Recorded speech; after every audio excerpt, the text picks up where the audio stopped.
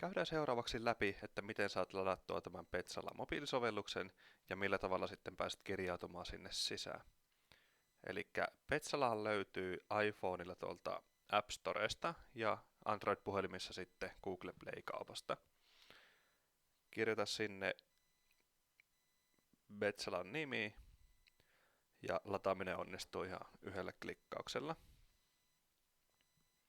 Sitten kun olet ladannut Petsalan puhelimeen, niin voit avata sovelluksen ja kirjautuminen tapahtuu sitten yrityksen SSOlla, eli painamalla tuota Googlen, Microsoftin tai Oktan painiketta ja syöttämällä sinne sitten nämä tunnukset, joita syötät muihinkin yrityksen järjestelmiin.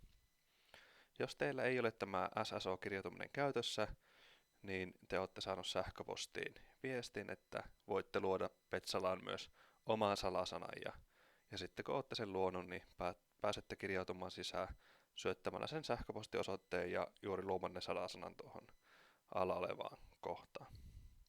Eli joko SSOlla tai itse luomallanne salasanalla.